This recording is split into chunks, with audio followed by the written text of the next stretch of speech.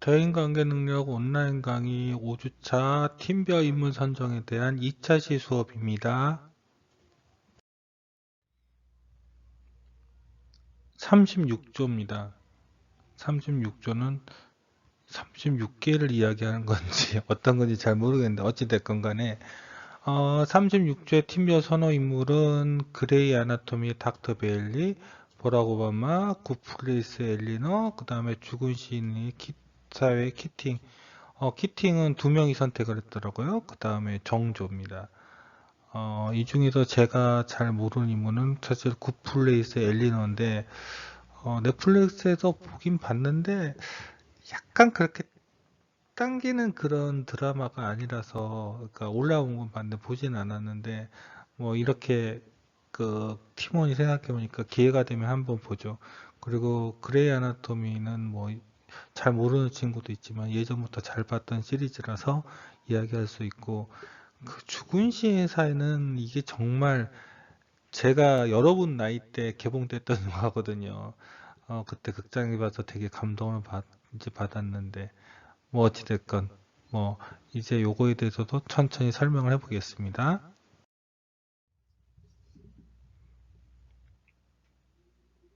음, 닥터 베일리입니다. 사실 괜찮은 선택이라고 생각해요. 이제 그라의 아나토미라는 드라마는 지금 시즌 15까지 넘어갔을 거예요. 제 기억으로는. 근데 그게 중요 주인공 이 드라마가 유명한 그 사신 드라마예요.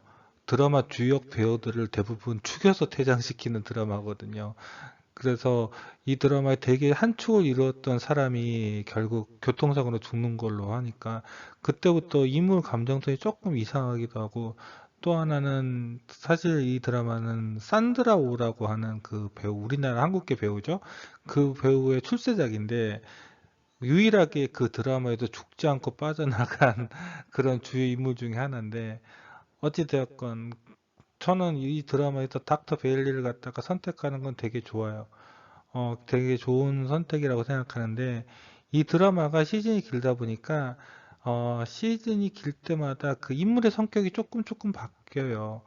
초반에 닥터 벨리는 정말로 철인 같은 사람으로 나오거든요. 근데 나중에 이제 이 에세이를 보내준 친구도 감정선의 변화가 되게 심했고, 그때 자기가 키웠던 그런 레지던트한테 도움을 받았던 그런 내용을 통해서 단순히 리더라는 게 어, 남을 이끄는 것이 아니라 적당하게 팀원의 협조를 받아서 무언가를 보여줘야 한다, 이런 거에 대해서도 잘 캐치를 한 것 같아요. 근데 문제는 이건 거죠.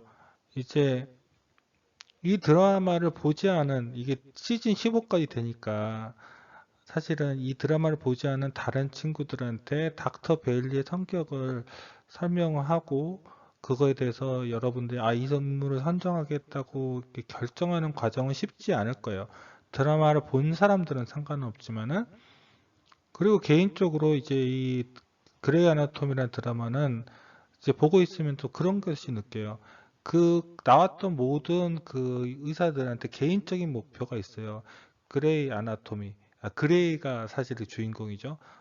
그래서 그레이가 관두기 전까지 이 드라마는 끝나지 않는다고 하는데, 그레이의 개인적인 목표는 어머니를 뛰어넘는 서전이 되는 거였어요. 어머니가 대단히 뛰어난 서전이었거든요. 뭐 그리고 닥터 베일리 같은 경우는 이제 의사들은 제각기 그 분야들이 있어요. 그 드라마 보게 되면은 황금손이라고 해서 뭐 외과 의사들, 그다음에 뇌신경외과 의사, 뭐 그다음에 요새 이제 우리나라 슬기로운 의사생활에서도 나오지만 우리나라에 굉장히 드문 걸로 알고 있어요. 소아과 관련 소아외과 의사예요. 그런 식으로 그 영역이 나눠져 있거든요. 그래서 영역이 나눈 거에서 특화돼요, 의사들이. 연봉이 뭐 수백만 달러니까 미국은 우리나라랑 다 다르게 그 의료보험 지급이 돼 있으니까. 그런데 닥터 베일리는 일반 외과예요. 거기서 드라마를 보게 되면 일반 외과 의사들은 굉장히 좀 천시하는 개념으로 나오거든요. 뭐 우리나라에서도 일반 외과 의사들은 사실 뭐 어떻게 말하자면 외과에 막기를 한다고 해야 할까? 그런 식의 하는데, 이 여성은 그 외과에서 자기의 그 어떤 꾸준함이나 성실함 이런 것을 통해서 뭔가를 보여주려고 노력을 해요. 의사로서의 개인적인 목표도 있죠. 물론 개인적인 그런 어, 여성으로서의 그런 것도 있고 이런 것을 통해서 본인의 목표도 있고 그것을 갖다 어떻게 해서 상관이나 부하 직원이라기 아니라 부하 동료들 이렇게 해서 그 꾸려나가는 과정이 범상치 않아요. 그래서 괜찮은 선택이긴 해요. 근데 아마 굉장히 복잡할 수가 있습니다.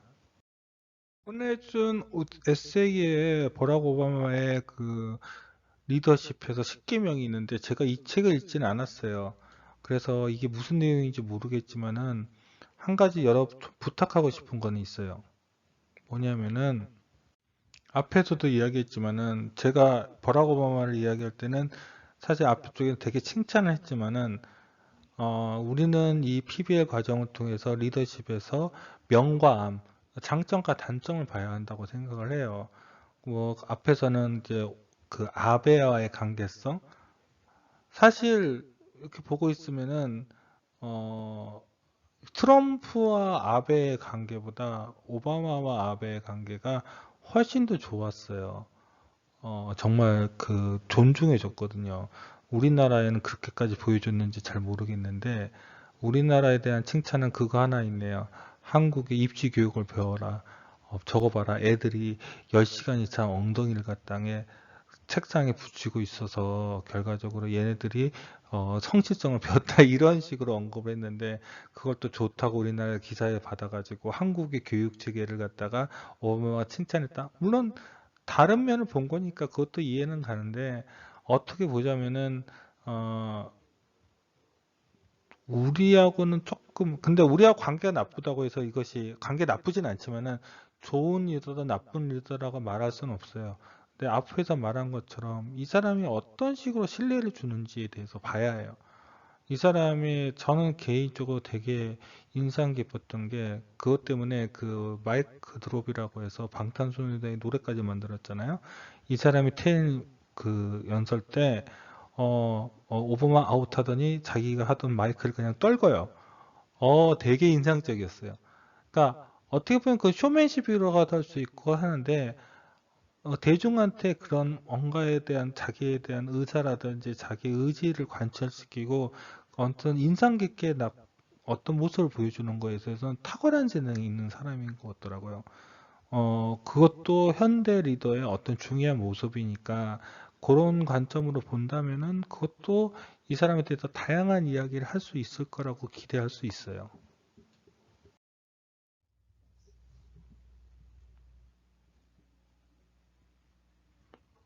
엘리너입니다. 앞에서 말씀드렸지만은 엘리너 쿠플레이스란 드라마를 안 봤고 물론 그 에피소드를 읽어보니까 그 에세이를 보내준 거 읽어보니까 어떻게 보면은 안티 히어로적인 느낌이 있는 친구라고 생각을 해요. 그러니까 현대는 매력적인 그런 악마가 도리어 멍청한 착한 사람보다는 더 좋은 식으로 인상을 받고 또 매력적인 악마가 꼭 우리 사회에 이렇게 나쁘게 작용하는 것도 아니니까 그런 의미에서 보면 엘리너는 대단히 현대적인 인물이라고 보여져요. 그런데 아마 똑같이 그레이 아나토미와 마찬가지로 이 드라마에 익숙하지 않은 사람들에게 그 내용을 설명하는데 어려움이 있어 보여요.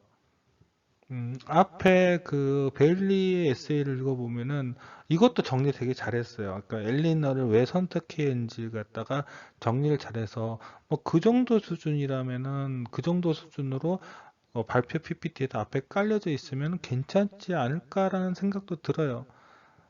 그래서 요것도 충분하긴 하는데 뭐 그레이 아나토미 비해서는 시즌이 작죠. 뭐 시즌 4까지 나왔다니까.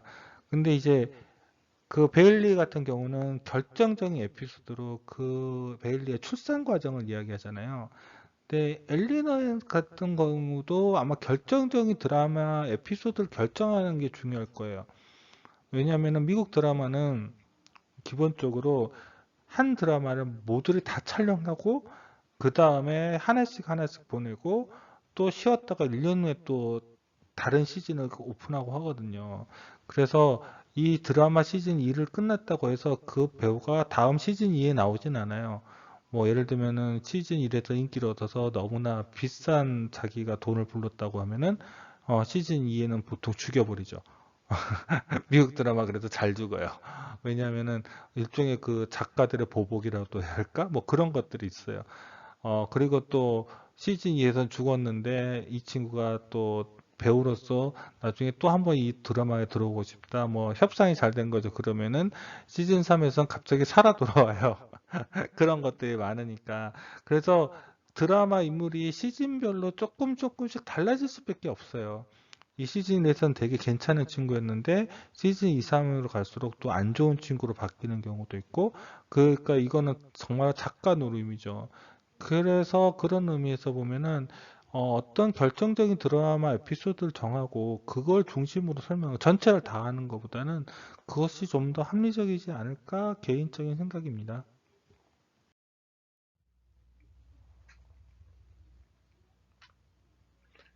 키팅입니다. 키팅은 두 친구가 여기서 선택을 했더라고요. 음, 말한 것처럼 제가 여러분들 나이 때 그 죽은 시인의 사회라는 영화를 봤거든요. 되게, 그러니까 로빈 윌리엄스가 원래는 코미디언인 건 알고 계시죠? 로빈 윌리엄스가 원래 코미디언이에요. 그런데 이제 여기서는 코미디 끼를 쫙 빼고 정말 선생 역할을 하죠. 뭐 주만지란 영화, 미스 다우파이어 이런 영화로 코미디 배우로 되게 유명한 배우인데 이 드라마에서는 그러지 않았어요. 그래서 저는 철저하게 과거 주입식 교육을 받았고 여러분들은 교련이란 과목이 없었죠? 고등학생이 총검술 배우고 그랬어요. 그런 억압식 교육 과정이 있었기 때문에 훌륭한 선생님 모델이 바로 이 키팅이라고 생각을 했었어요. 그런데 이제 나중에 어떤 그 에세이를 읽었어요. 다른 영화평을 읽었는데 키팅을 굉장히 비난하더라고요. 왜냐하면 결국 키팅의 리더십은 책임지지 않는 리더십이라는 거죠. 불은 질렀는데 결국 불을 갖다 질렀는데 불이 더 퍼지지 않게 뭔가 관리를 하고 이것이 좀 더 우리 생활에 도움이 되게 바꿔야 하는데 불만 지르고 나와버렸다는 거예요. 거기에는 좀 설득력이 있어요. 거기 보면은 이 키팅이 가르쳤던 한 학생이 자살하게 되면서 그 계기로 이제 그 선생이 나오게 되거든요. 저는 그런 의미에서 보면은 키팅에 대한 리더십은 어떻게 보자면은 낭만적이라고 볼 수도 있는데 현대적으로 봐서는 좀 재해석을 좀 필요하다고 생각해요. 다른 팀원이 바로 그런 이야기로 에세이를 보내줬더라고요. 시형 난망 속에 숨어진 책임을 간과했다는 점을 갖다가 에세이에 언급을 했더라고요. 뭐 그런 식으로 보자면은 그런데도 불구하고 그가 카르페 디엠 현재를 잡아라 그런 아티너죠. 그런 것들을 해서 그렇게 접근하고 어떻게 보면은 실제로 답답한 그런 교육 체계에서 그런 것을 보여준 것들도 주목할 필요가 있다라고 이렇게 에세이를 썼더라고요. 그런 의미에서는 키팅의 리더십을 보완하는 차원에서 과제를 접근하고 그래서 이 인물을 선정하는 것도 괜찮을 거라고 생각이 들어요. 그 죽은 시인의 사회는 그 당시에 참 충격이었죠. 왜냐하면은 그 맨 마지막에 보면 학생들이 모두가 아니죠. 일부 학생들이 캡틴 오마이 캡틴 하면서 색상이 올라가는 장면들이 있거든요. 거기에 또 주인공 한 명이 또 에단 호크잖아요. 에단 호크는 비포 선라이즈라는 영화에 나왔던 친구인데 그 당시만 해도 그때 고등학생이었나? 글쎄요. 어찌됐건 간에 많이 기억에 남는 영화예요. 예, 그렇게 접근하는 것도 방법이라고 생각을 합니다.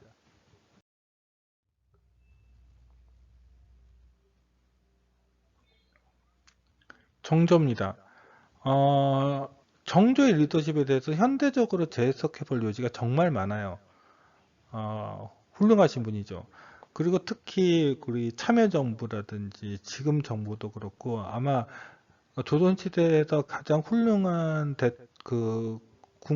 임금을 뽑을 때는 정조를 뽑는 경우가 많을 거예요. 지금 정부도 그렇고 참여정부도 그렇고 특히 노무현 대통령이 정조를 정말 좋아했다고 그러더라고요. 그래서 정조의 그 아이디어 수도권 이전을 갖다가 따라서 그 저쪽으로 저기 세종으로 옮기려고 생각했다라고 하는 이야기도 있어요. 뭐 여러 가지 문제가 있었죠. 예를 들면은 그 광화문 현판은 그 글씨가 광화문도 지금 복원된 거예요. 원래는 예전에 콘크리트 건물로 복원돼 있었는데 나무로 다시 복원했어요. 근데 광화문 현판을 갖다가 글씨를 해야 하는데 그 글씨를 정확히 누가 썼는지 몰라요. 근데 나중에 밝혀져 가지고 그게 뭐 하여튼 정확히는 기억이 안 나는데 뭐 하여튼 그 했는데 그 글씨체를 정조로 해야겠다고 생각한 경우가 있었어요. 그 당시 노무현 대통령이 정조를 너무 좋아해서 정조의 글씨체로 그 현판을 바꿔야 하는데 문화계에서 엄청 반발을 일으켜가지고 원래 현판의 사진을 갖다가 전국에서 사진을 이렇게 수배를 해서 디지털로 복원해서 지금 그렇게 해서 바꾼 걸로 알고 있는데 정조는 사실은 굉장히 독특한 인물이에요. 사실 따지고 보면은 왜냐하면 정조는 독재한 사람이 아니에요. 그러면서도 잘 조선을 이끌었죠. 자신의 아버지를 모함한 세력들과 함께 오랫동안 치세를 유지했어요. 근데 그거 쉽지 않죠. 그럼에도 불구하고 정조는 바로 왕이 되자마자 한마디 하죠. 나는 바로 사도세자의 아들이다. 물론 할아버지가 돌아가셔서 그렇긴 하겠지만은 그 말에 정말로 많은 군신들이 정말 떨었다고 하더라고요. 왜냐하면은 피바람이 불 줄 알았대요. 피바람이. 그런데 그러진 않았죠. 물론 자기의 그러니까 할할아버지, 삼촌, 그 사람들은 좀 쳐내긴 했지만 죽이지는 않았는 걸로 알고 있는데 어찌 됐건 간에 그 수원에다가 화성 행궁을 만드는 것도 그리고 그쪽에다가 아버지 묘를 이장한 것도 이런 것들도 사실 정조가 그 친아들의 반대를 무릅쓰고 한 거예요. 그런데 어떤 의미에서 보면 이런 식의 리더의 모습도 한번 배워볼 필요가 있다는 거죠. 굉장히 좀 그 역사적으로 다각적으로 한번 접근해 볼 가치가 있는 그런 인물입니다.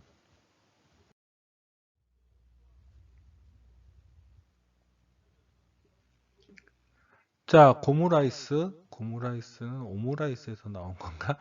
어찌됐건 간에 여기서 이제 특허한 친구들은 서머워즈 할머니, 라이어 게임즈 코리아 대표의 박진규, 암살의 안윤옥, 이거 전지현이죠. 센과치로 행방불명의 유바바, 그리고 세종대왕입니다. 여기는 또 특이하게 조언 중에 두 명이 애니메이션을 골랐네요. 예, 한번 들어가 보겠습니다.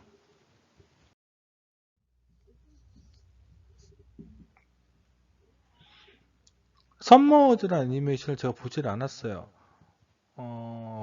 사실 개인적으로 별로 그렇게 끌리는 제 굉장히 영화 애니메이션 편식합니다. 좋아하긴 하지만 많이 보기도 하지만은 좀 그 제가 좋아하는 그 취향이 있는데 썸머워즈는 이게 약간 미야자키 하야오의 그림 같으면서도 아니더라고요. 느낌 그림체는 약간 그 너의 이름으로 좀 비슷한 그런 그림체인데 그 당시 너의 이름 개봉하고 서머워즈가 그 비슷한 분위기로 해가지고 개봉했던 걸 기억을 해요. 그래서 뭐 제가 모른다고 해서 여러분들이 모르는 건 아니라서 정확히 모르겠어요. 근데 이 할머니의 조언을 통해서 결국 겐지라는 주인공이 리더가 되는데 할머니가 어느 정도의 그 리더로서 역할을 보여주는지 모르겠어요. 개인적으로 이걸 보질 않아서. 그래서 겐지가 대가족의 리더로 커가는 과정에서 그 전에 할머니의 역할을 보는 관점으로 보는 것이 하면 바람직한 방향이라고 보는데 이제 문제는 일본 영화나 애니메이션에 좀 관습적인 거죠. 우리나라 드라마에 관습적이 있잖아요. 뭐 스커트 타면 여자 주인공 기억 상실되고 그다음에 교통사고 엄청 많이 나죠. 어, 그런 것들처럼 일본의 드라마나 애니메이션에도 비슷한 그런 것들이 있어요. 꼭 그 나이 드신 분 중에서 장인 정신을 갖고 계신 분들이 있어요. 그래서 그분들은 약간 츤데레죠. 원래 츤데레란 말이 일본에서 나왔으니까 조금 어떤 의미에서 무뚝뚝하고 그러지만은 다른 사람에 대한 애정을 베푸시고 그 다음에 전체 리더를 뒤에서 묵묵히 지원해주는 이런 모습으로 많이 그려져요. 그리고 처음에는 첫 모르는 그런 친구가 그런 어른들의 그런 모습을 보고 어른들이 직접 그렇게 이야기를 하진 않지만은 그 어른들의 모습 속에서 그런 걸 찾아내고 꼭 찾아내야 해요. 어른들이 알려주지 않아요. 옆에서 따르다 보니까 아, 어른의 이런 모습이 있었고 이런 것으로 본인이 그걸 배워요. 배우게 되면서 그 어른을 이해하고 그 리더가 되는 그런 식의 드라마나 애니메이션이 너무 많아요. 근데 이것도 그런 것이 아닌가라는 생각이 들어요. 제가 보진 않았으니까 정확히 모르겠는데, 어, 그게 솔직히 말해서 현대적인 리더의 모습은 아니죠. 예를 들면 이런 거예요. 제가 여러분들 가르칠 때 저는 웬만하면은 제가 가르치는 의도를 모두 설명드리려고 그래요. 그럼에도 불구하고 잘 제가 전달을 못해서 제가 했던 말했던 것들 그런 의도들을 여러분들이 오해하는 일들이 많은데 그런 거 없이 그냥 아, 이렇게 저렇게 너희들은 나중에 할 거야. 라떼는 말이야. 이런 말로 한다는 것은 현대적인 리더의 모습은 아니라서 그런 거에 대한 고려는 좀 필요하다는 겁니다.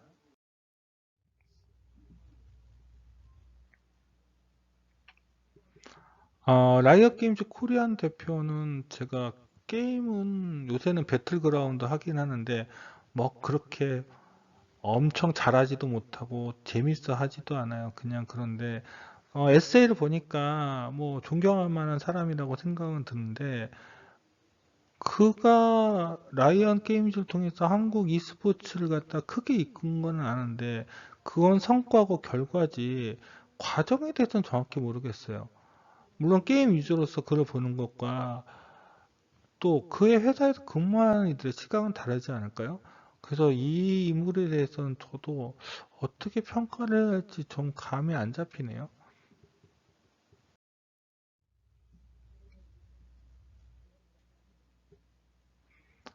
안윤록입니다. 암살이요. 그 영화 암살은 되게 독특한 게 뭐냐면 여성이 암살팀을 이끄는 리더로 나오는 거예요. 사실 그런 영화가 흔하지 않아요. 우리나라도 외국이든. 그래서 사실 영화를 보고도 안윤옥이 리더인가? 라는 생각이 들어요. 가끔 가다 보면은 이 암살이라는 영화를 보면은 사진에선 센터에 있으니까 센터에 있다가 리더인가? 그런 생각도 들고 제가 알기로는 안윤옥의 실질적인 모델분이 있는 거로 알고 있어요. 여성 운동가 이분인 걸로 알고 있는데 제가 성함은 정확히 기억나지 않는데 이분이 그렇다고 진짜로 암살을 하지는 않으셨어요. 총은 들고 다녔다고 이야기는 들었는데 어찌되었건 실제로 그 당시에 여성 리더가 겪어야 할 모습과 영화에서 여성 리더가 겪어야 할 모습을 비교하는 것도 좋은 아이디어가 될 수는 있겠는데 이것도 사실 쉽지 않은 그런 주제 선택이 될 수 있지 않을까 걱정이 돼요.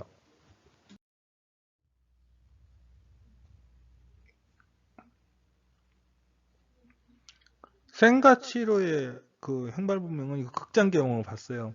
여러분들은 이제 극장 개봉을 볼 수 있는 나이가 아니었죠, 그때.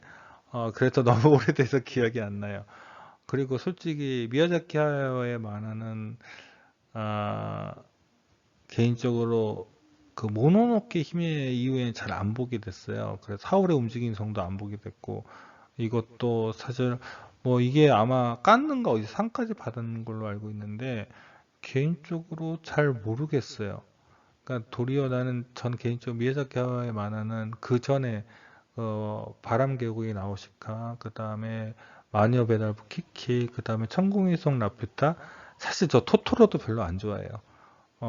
약간 유럽풍의 그런 그 풍경이 있는 걸 좋아하거든요. 그래서 이 만화에 대한 거는 그 얼굴 없는 귀신 유버바는 얼핏 기억은 나는데 아까 전에 그 할머니 있잖아요. 그 썸머우즈 할머니처럼 이것도 역시 츤데레 스타일이에요. 그래서 유버바의 리더십을 그러니까 뭐 썸머우즈 할머니라든지 유버바 리더십을 일본인이 일반적으로 생각하는 그런 나이 든 분들의 리더십으로 이렇게 대입을 해서 분석하는 것도 나쁘지 않을 것 같아요. 그것도 비판적인 시각으로요.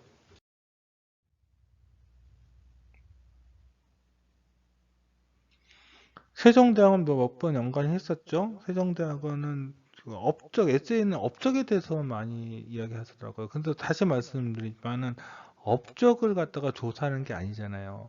이분이 어떤 리더십을 보였고 팀원들과의 어떤 관계를 유지했고 거기에 장단점, 거기에 대한 걸 갖다가 봐야 하는 거니까 그런 식으로 접근해야 하지 않을까라고 생각을 합니다.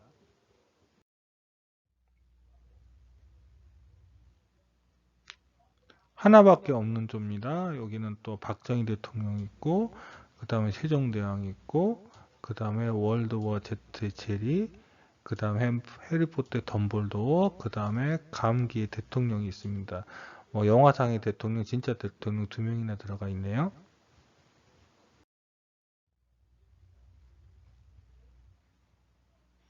남산의 부장들에서도 언급을 했지만은 독재라는 키워드로 박정희 연결해서 살펴보는 건 되게 의미가 있을 것 같아요. 이 사람이 뭐 나쁜 대통령이라고 이렇게 보는 것도 맞다고 생각을 하지만은 그 독재라는 것들이 사실 그냥 기능적인 측면에서 보자고요. 우리는 무엇을 결정하기 위해서 민주적인 과정을 거쳐야 하잖아요. 그런 과정에서 서로 딱 대립도 있고 이렇게 하잖아요. 그리고 또 그게 결정 났다고 해서 그것이 진행되는 과정도 그러니까 순조롭진 않아요. 껄끄럽죠. 그게 민주주의예요. 어, 사실은 책임지고 비난을 받고 이런 것들도 선행이 돼야 하는데 막상 그거 갖다가 다수결이라는 그 원칙 하나만으로 다 묻어버리는 나쁜 점이 있죠. 근데 독재라는 것은 솔직히 말해서 기능적인 면에서 만일 리더가 능력이 있는 사람이면 굉장히 능력적인 건 맞아요. 카이사르처럼. 그런데 다시 카이사르를 이야기하자면은 사람이 인생을 갖다 살아가면서 어느 기간에는 그런 식이 맞을 수 있지만 어느 기간은 그게 안 맞는데 이 사람은 결과적으로 평생 동안 독재라는 걸 해서 자기 능력을 과신한 거죠. 그런 면에서 보면은 여기에 대해서 또 에세이를 보니까 몇 가지 그러니까 약간 잘못 오해된 어, 군사 정권으로 독재한 건 아니야. 이 사람도 투표는 하긴 했어요. 근데 이제 투표의 방법들이 그러니까 그러니까 투표가 부정인 게 아니라 투표 과정이 부정인 거죠. 그 유명한 게 김대중 대통령이죠. 김대중 대통령이 한 번 선거를 했는데 첫 번째 선거에서 김대중 대통령이 거의 박정희 대통령 밑에까지 쫓아왔어요. 그리고 다음번에 김대중 대통령이 또 그 선거에 나오려니까 일본에 있는 부분을 납치해가 죽이려고 했던 그런 사건이 있어요. 그러니까 투표 부정을 일으킨 게 아니라 투표 전 과정에서 후보자나 이런 것들을 갖다가 억압을 하고 이런 식으로 한 거죠. 그러니까 투표 부정은 아니라는 겁니다. 그런 식으로 오해될 수 있는 수정들이 있다는 거죠. 그리고 또 말한 것처럼 경청이라는 리더의 조건을 가지고 현대 리더의 소통과 연계를 가지고 한다면은 이 사람은 경청한 사람은 아니에요. 압도적으로 이렇게 밑에 하다라는 사람이니까 현대 리더에 맞지 않죠. 그런 면에서 접근하는 것도 의미가 있다고 생각합니다. 딸도 똑같죠.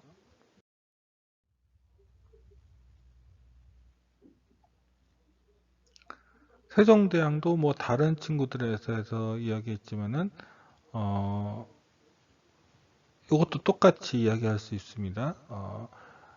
이것도 다른 다른 데서 이야기한 것처럼 뭐 더 이상 이야기할 필요는 없고 팀워크에 대해서만 좀 더 이 사람과 보좌할 수 있는 그런 거에 대해서 관심을 가지고 접근을 했으면 좋겠습니다.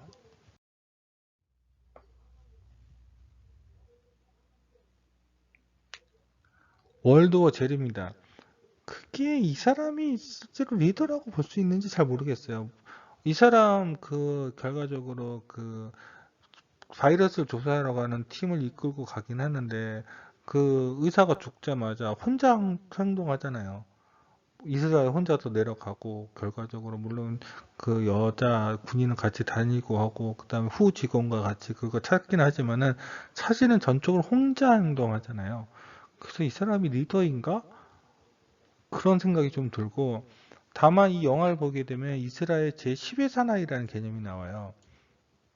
이스라엘은 과거 전쟁을 너무 경시했다가 그 홀로코스트를 당하고 이런 여러 가지 사항들이 있으니까 열 번째 사나이라는 개념을 만들어서 무조건 그 회의에서 나는 결정을 이 열 번째 사나이가 반대를 해요. 무조건 그냥 반대를 하거나 아니면은 그 반대가 결과적으로 열 번째 사나이를 완전히 설득하기 전까지는 그 의견이 통과되지 않는 거예요. 그래서 열 번째 사나이의 그런 참여 때문에 결국 좀비를 준비하게 됐고 거기에 거대한 성벽을 쌓게 되는 걸로 나오거든요. 근데 이게 사실 월드 원작 Z의 내용이 원작에도 나와요. 열 번째 사나이라는 내용이. 근데 월드 워 Z의 내용, 실제로 원작의 내용은 이 영화랑 완전히 다르거든요. 근데 거기 내용에서 바로 좀비 인간 바이러스하고 싸우는 과정이 진짜 참혹해요. 정말 어려운 결정이거든요. 근데 거기에 대해서도 한번 살펴볼 필요도 있다라는 거죠. 예, 그런 식으로 접근하는 것도 하나의 방법입니다. 또 덤블도어를 선택하는 덤블도어에 대해서 선호 입문을 했는데 덤블도어가 착한 마법사, 무협지로 따지자면 정파 무술가를 대표하는 마법사이긴 하지만은 결국 볼드모트 탄생에 있어서는 덤블도어가 상당히 기여를 해요. 왜냐면 그 볼드모트의 악마적인 재능에 끌려가지고 결국 몇 가지 이제 실수를 저지르죠. 근데 그 실수가 또 계속 이어져요. 특히 그 스네이프 교수한테 가혹한 임무를 준 것, 그리고 그것을 통해서 희생을 강요한 측면은 솔직히 좀 섬찟해요. 이게 볼드모트랑 무슨 차이가 있나? 라는 생각이 좀 들어요. 그래서 이것이 마법세계의 정의 실현인데, 물론 볼트모트는 이제 우리 보통 인간들 갖다가 뭐 정복하고 이런 개념도 갖고 있지만은, 글쎄요. 저는 이게 과연 옳은 길인지, 그러니까 이렇게 생각해요. 여러분들 생각해 보세요. 목표가 옳아요. 목표는 옳고 정의스러워요. 그런데 그 목표를 이루기 위해서는 사실 부정적인 방법을 사용해야 해요. 남을 속이거나 또는 남에게 강혹한 희생을 강요해야죠. 음, 수단이 옳지 못한데 목표, 결과가 과연 옳을 수 있을까요? 물론 반대도 많아요. 수단이 옳지만 결과가 옳지 않은 경우가 많아요. 근데 그런 식의 관점을 보면은 범불도는 참 여러 가지로 접근할 수 있는지에 대한 요소도 있지만, 아, 이거 쉽지 않을 거예요. 의외로 굉장히 까다로운 인물이 될 겁니다.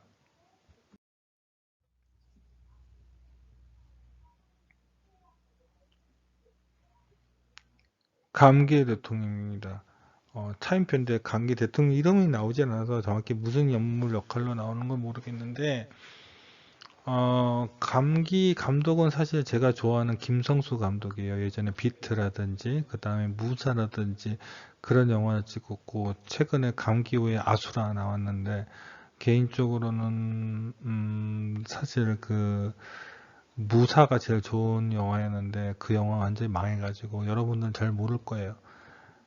자, 이제 감기 영화 자체는 지금에 벌어지는 상황과 너무 비슷하죠. 코로나 사태 이런 거 비슷하기 때문에 이런데, 그래서 국민의 희생을 막기 위해서 거기서는 이제 뭐 내용 뭐 스포일러 말해도 되니까 미국에서 거기 바이러스가 창궐하니까 뭐 미사일을 떨고 나 봉쇄를 한다든가 그래가지고 하는 건데 결국 결단을 내서 나는 절대로 대한민국 국민 대통령으로서 희생을 강요할 수 없다 해가지고 막죠. 그런데 모든 선택의 결과가 단지 1년 후에 바뀔 수도 있다는 걸 생각을 해야 해요. 그러니까 무슨 말이냐면은 지금의 선택이 옳았다고 해서 그것이 10년, 20년, 30년에 옳지 않다라는 거죠.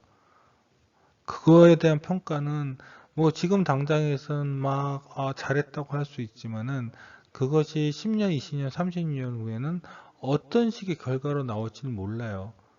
그런 의미에서 보면은 참 대통령이라는 그 자리는 굉장히 중대하고 우리가 또 대통령이나 우리한테 여론을 모아서 하는 결정도 어떨 때는 우리 여론에 반하긴 하지만은 그 결과가 결과적으로 되게 좋은 결과가 나오기도 하더라고요. 여러분들은 잘 경험 못했지만은 그 노무현 대통령 같은 경우는 참여정부를 만들었을 때 아마 지금은 여러분들 기억을 못했을 거예요. 그 한미 FTA를 갖다가 실시를 계약을 맺어요. 한미 FTA를 처음으로 실시를 해요. 그때 노무현 대통령을 지지했던 그 지지 세력한테 노무현 대통령은 진짜 엄청나게 수모를 당해요. 예. 오죽하면은 노무현 대통령이랑 같이 당을 할 수 없다고 해서 당을 뛰쳐나가기도 해요. 그리고 지금 그 당시 여당, 그 당시에도 민주당이었나? 민주당이었을 거예요. 노무현 대통령 보고 도저히 자기랑 당을 할 수 없다. 그러니까 노무현 대통령 당을 나가라고 해요. 그래서는 선거를 할 수 없다. 이런 식으로 해요. 정말, 요거는 이제 노무현 대통령이 탄핵을 받기 전, 물론 탄핵이 안 됐지만 그 이후의 일이에요. 그런데 이제 10년, 20년이 지나서 그게 그때 벌써 2000년대니까 거의 10년이 지났죠. 우리가 FTA 계약을 너무 잘 맞은 거예요, 미국이랑. 그러니까 도리어 미국에서 이렇게 좋은 조건을 한국에 맺었다, 이건 있을 수 없다 해가지고 그 트럼프가 그 계약을 다시 바꾸자고 이야기하잖아요. 그런데 그때는 엄청나게, 물론 개인적으로는 저는 어차피 우리가 무역을 먹고 사는 나라니까 그런 식의 어떤 조건이 필요하다고 생각했는데 그 당시 대통령을 지지했던 사람들이 모두 등돌이고 저 사람은 안 된다, 배신자다 이랬어요. 근데 지금은 이제 노무현 대통령 정신으로 이렇게 이야기하죠. 그러니까 정치라는 건 정말 이상해요. 잘 모르겠어요.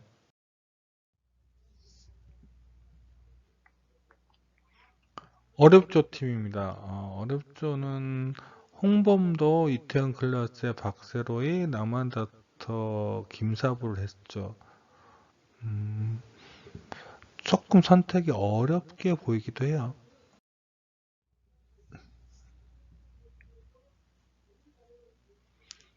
홍범도입니다. 음, 홍범도 이름은 저도 독립투사로 많이 알고 있는데 그분 행적에 대해서 저도 진짜 많이 몰라요.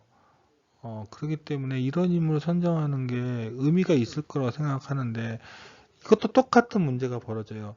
이게 잘 모르는 인물이기 때문에 이 사람의 업적만 도리어 이렇게 하는 거니까 이거의 과정은 바로 리더십과 그 부하들의 관계를 조사하는 건데 거기에 대해서 우리가 많은 자료를 못 갖고 있어요. 부끄럽게.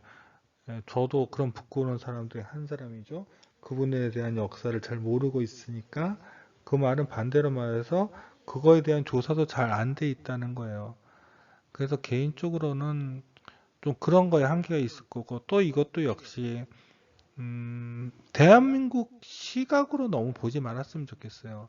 저는 자꾸 글로벌 시각으로 자꾸 보라고 여러분한테 이야기하는데 그거에 대해서 또 뭐 저 사람은 저런 생각을 하고 있어라고 생각할 수도 있지만은 저는 그냥 이 수업 통해서 저번에 PBL 시간도 그랬지만은 여러분들이 조금 비판적인, 그러니까 새로운 생각할 수 있는 어떤 다양성에 대해서 조금 더 마음을 열었으면 하는 마음이니까 그 점을 좀 이해를 해주셨으면 좋겠어요.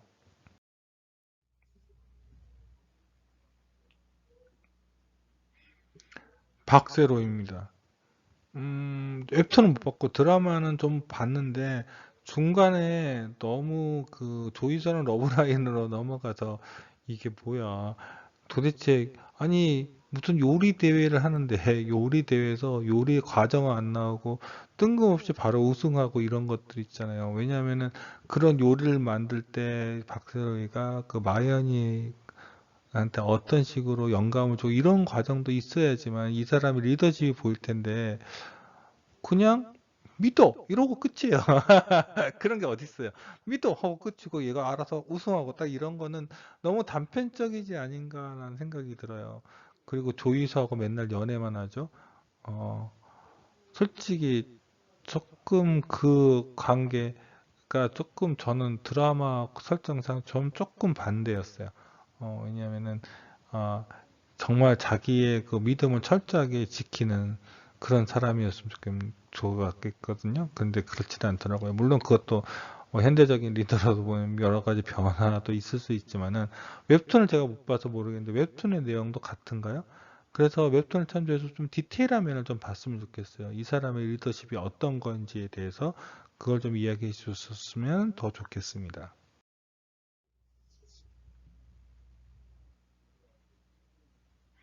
낭만다터 김사부 그것도 여러분들 동영상에도 올렸죠. 거기서 이야기했지만은 이 사람은 너무 꼰대예요. 그렇잖아요. 본인은 실력이 있는 건 알아요. 그런데 모든 사람이 실력이 있지는 않아요. 특히 의사라는 거는 의사는 중간이 없어요. 어떤 아주 힘든 수술이 있어요. 그런데 우리가 무슨 일반적인 것은 이거 하면 70% 할 수 있다 이렇게 하는 사람들이 있잖아요. 뭐 이 정도는 우리가 이거 80% 수준까지 60% 수준까지 할 수 있다 있잖아요. 근데 의사는 중간이 없다고요. 이 어려운 수술을 할 수 있는 사람과 할 수 없는 사람밖에 없어요. 할 수 있는 사람은 실력이 있는 사람이죠. 왜냐하면은 나는 이 수술을 70% 80%까지 하면은 그 사람이 죽어요. 수술 대상자가 죽는 거예요. 그러니까 뭐 자신감 갖고 이렇게는 하겠지만은 솔직히 자기의 실력 가지고 좀 다른 사람들을 좀 억압하고 나는 이렇게 의사적으로 뛰어나니까 나를 따라와야 한다는 것들은 좀 너무 강압적이지 않나요? 그러니까 다른 사람들이 이 사람한테 좀 반발 의심을 가지죠. 물론 좋아하는 사람은 좋아하겠지만 싫어하는 사람도 엄청 싫어하는 그런 인물입니다. 이 주변에 저도 이런 인물이 있으면 정말 싫을 거예요. 암만 실력이 있어도 재수 없다고 그러겠죠.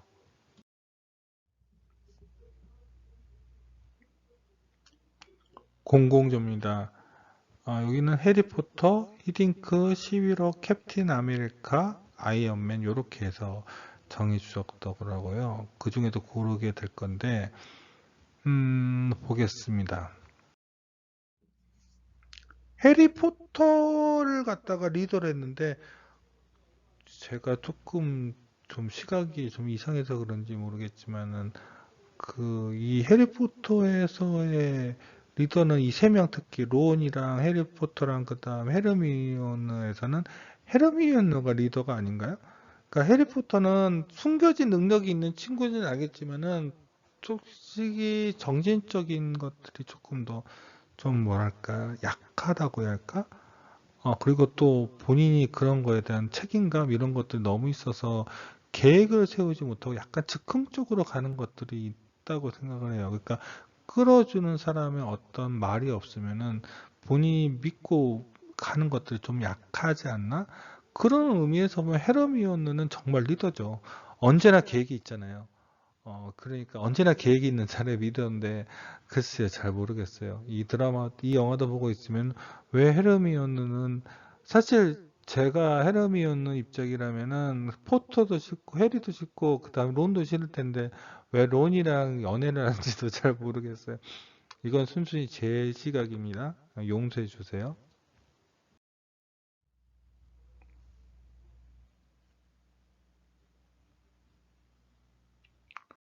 히딩크입니다. 히딩크는 사실 우리나라 리더십에서 굉장한 센세이션을 일으켰던 인물이죠. 히딩크 했던 말들은 기억이 나요. 왜냐면은 그때 히딩크가 딱 오자마자 우리나라한테 이렇게 이야기했죠. 우리나라 한국 축구는 체력이 약하다는 거예요. 근데 우리나라 한국 축구의 약점은 뭐냐면은 항상 체력은 넘치는데 기술이 약하다는 거였거든요. 근데 저는 축구를 별로 안 좋아했으니까 듣보잡인 히딩크가 와가지고 한국 축구는 체력이 약하다는 거예요.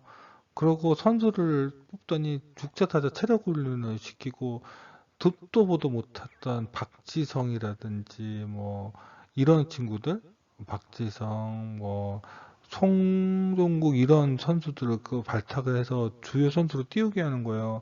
그리고 처음에 국가대표팀 해가지고 어느 대회는 했는데 5대 0으로 져요. 그래서 5대 빵이라는 별명도 있었죠. 그래서 솔직히 월드컵 됐을 때 저희가 얼마만큼 오를지에 대해서는 그냥 잘하면 예선 통과겠지라고 생각을 했어요. 그런데 그 영국이랑 처음에 예선전이 그 평가전이 있었는데 영국한테 지긴 했지만 그때 진짜 멋있게 축구를 하거든요. 이게 우리 축구팀이 바뀐 거예요. 정말 열심히 뛰어요. 정말 죽지서서 뛰더라고요. 체력이라는 게 얼마만큼 발전될 수 있는지를 보겠더라고요. 그리고 또 이제 현대적인 리더로서 이제 소통의 모습, 뭐 거기서 몇 가지가 나오죠. 선배 문화를 얻겠다고 이름 부르게 한다든지 이런 식의 그런 모습이 보여요. 그런데 이것도 좀 비판적인 시각으로 보면은 이 사람은 결국 한 번도 물론 다른 리그에서는 우승을 시킨 적이 있지만은 다른 리그 뭐 그러니까 뭐 저기 네덜란드 리그 그 다음에 뭐 다른 리그인데 아마 이 사람이 그 프리미어 리그도 잠깐 있었는데 프리미어 리그에도 우승을 못 시켰고 저기 저기 스페인 리그에서도 우승을 못 시켰어요. 이 사람은 우승팀 감독을 맡은 경력은 없어요. 그런데 이상하게 뭐 토너먼트 이 사람이 제일 유명해진 거는 예전에 네덜란드를 4강에 올린 거거든요. 네덜란드 사람이니까 우리나라도 4강에 올렸죠. 그러니까 4강 감독은 되는데 우승은 못해요. 그럼 왜 이 사람의 팀은 우승하지 못할까에 대해서 한번 생각해 볼 필요도 있다는 거죠. 뭐가 이 사람도 뭔가 문제가 있겠죠? 그런 식으로 접근하면 훨씬 더 재밌는 그런 그 인물 접근이 되지 않을까요? 또 11호에 캡틴 아메리카와 그 다음에 아이언맨의 대립을 이렇게 다루자고 이야기한 친구도 있더라고요. 이 조에는. 현대적인 리더십을 다룰 때 캡틴 아메리카와 그 다음에 아이언맨의 리더십 대립은 굉장히 현대적인 내용들이 많이 들어가 있어요. 현대적인 시각들이. 그런데 이 영화, 물론 이 11호는 캡틴 아메리카가 주인공인 그런 영화니까 그렇긴 한데 여기서는 사실 아이언맨이 굉장히 친정부적이고 좀 꼰대처럼 나오잖아요. 그리고 어벤져스 2편에서 또 울트론을 만들어가지고 아이언맨이 또 엄청나게 생각 없는 나쁜 과학자 이런 식으로 나오는데 나중에 인피니티 워를 보면은 울트론을 그때로 그러니까 사실은 아이언맨이 그렇게 돼서 울트론을 만들 때 반대하는 의견들이 많이 있었잖아요. 뭐 예를 들자면은 캡틴 아메리카 같은 사람도 사실 꼰대잖아요. 옛날 사람이잖아요. 그러니까 그런 식의 기술에 대한 진보를 못 믿었잖아요. 그래서 그 울트론을 갖다 그런 이런 여러 가지 어벤져스 멤버들의 동의를 받고 제대로 물론 아이언맨도 제대로 동의를 받았어야 하긴 하지만은 그렇게 됐다면은 물론 결과적으로 엔드게임에서 이제 아이언맨이 그렇게 해서 성공하긴 하지만 모두 살려내기 하지만은 애초에 인피니티 워에서 그렇게 허무하게 지지 않지 않았을까요? 결국 캡틴 아메리카와 아이언맨은 제대로 팀워크 이루어진 적이 한 번도 없어요. 제가 보기에는. 제가 보기에는 이 둘은 제대로 그 전체 MCU 그 과정에서 보면 페이스 그 2인가 1인가 그렇죠. 페이스 3에서 보면은 두 사람이 서로 연대를 맺은 건 별로 없는 것 같아요. 그런 면에서 보자면은 음, 다른 식으로 접근할 수 있다라는 거죠.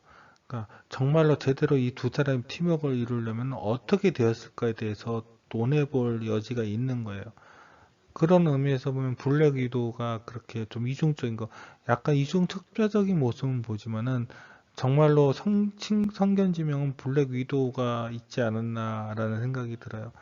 물론 워낙 이 MCU의 그 마블 히어로들에 대한 것들은 사실 이거 드라마예요. 그렇죠? 시즌 1, 2, 3, 4 있는 드라마나 마찬가지예요. 그리고 각자의 드라마의 스핀오프들이 있는 거죠. 뭐 블랙 위도우도 있고 그다음에 토르도 있고 뭐 앤트맨도 있고 각자의 그 페이스오프 그러니까 어 다른 그 영화들 스핀오프 작품들이 있는 건데 뭐 어찌됐건 개인적으로 보면 이것도 잘 다루면 재밌을 것 같아요.